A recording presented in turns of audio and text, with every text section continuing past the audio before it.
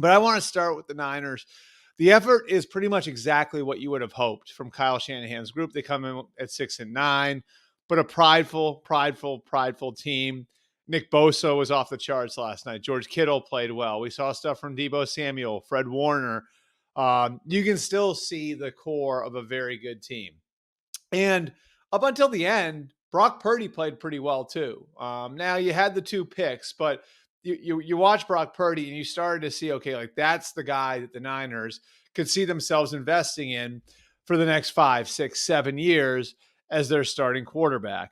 And then he comes out of the game with what he said felt like an arm on fire. Coach Kyle Shanahan said after the game, it's an elbow injury. They're concerned with it being a nerve issue. They did check if he re-injured his UCL, which would be really bad, and it doesn't look like it's that. But obviously, this complicates some things going into the offseason. Now, we've been over this a few times on the Breer Report over the course of the year. The Niners do view Brock Purdy as their guy. And really, like, I think, up until last night, you were looking at it and saying, it's not a matter of if, but when. It's not a matter of if, but how. They get a new contract done with Brock Purdy. Now, I think one thing that was going to complicate this was the traffic jam of big contracts the Niners have. They have almost $300 million in cap commitments for next year.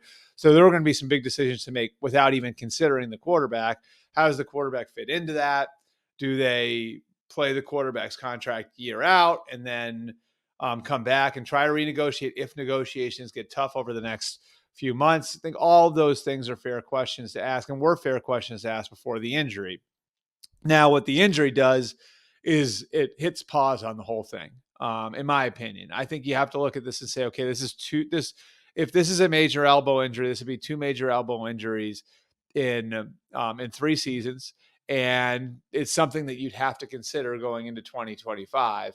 Now, we don't know that for sure yet. And he's going to undergo more testing today. But when you hear that it's a quarterback's throwing elbow and you hear the term nerve damage, like that's something that we, have to very much, I think you have to respect that. I think you have to respect like what that could mean, the seriousness of those sorts of issues, and where Brock Purdy is now. I think is wait and see. Let's see what happens with the testing later today.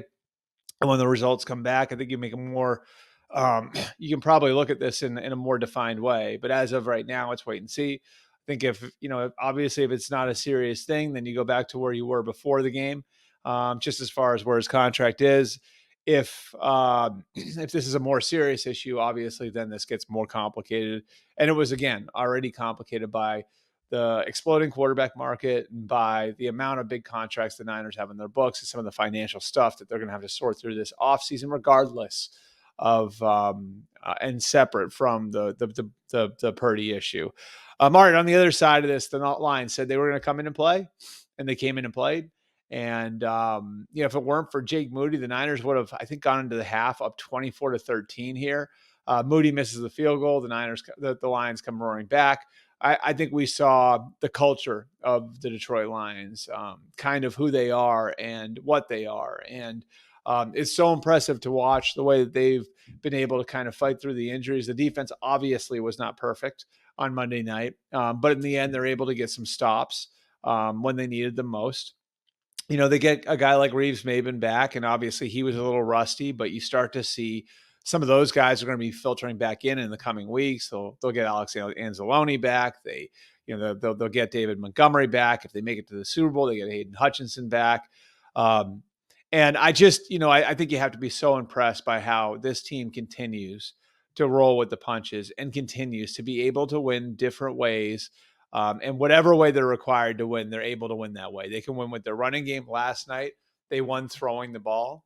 They won highlighting guys like Amon-Ra St. Brown, and Jamison Williams has the 2 touchdowns, one on a beautiful, beautiful hook and ladder. They're able to win on defense, being resourceful, and know that, again, wasn't a perfect effort last night, but that's a Niners offense that's still plenty capable. And the Lions were able to get the stops they needed at the end. So I think you have to give the Lions a lot of credit for the resourcefulness. And now they have a massive, massive game against a Vikings team that is sort of morphing into a second Titan. in the NFC North, like a second, like real heavyweight in the NFC North. Both those teams are now 14-2. The Vikings showed us a lot in holding off the Packers. And I just thought the aggression at the end of that game and the trust and faith they had in Sam Darnold to put it in his hands in a situation where a lot of coaches would have just closed it down and run the ball and forced the Packers to use their timeouts. The Vikings went for the knockout blow, and they went for the knockout blow with Sam Darnold being the one that was throwing it. And so I can't wait for the game on Sunday night. Great story of two quarterbacks that are on that were let go by the teams that drafted them within the top 5 picks, in Sam Darnold and Jared Goff. Tough, hard-nosed groups, and really, really well-coached teams, really well-rounded coaching staffs. I mean, you look at like the head coaches, Kevin O'Connell and Dan Campbell. You look at the offensive coordinators. Wes Phillips has done a better job than people think, and that's a stocked staff on that side of the ball with guys like Josh McCown on that side. The defensive coordinators, Aaron Glenn and Brian Flores. And then just very, very balanced, well-conceived rosters. Just cannot wait for Sunday night. It's going to be fantastic.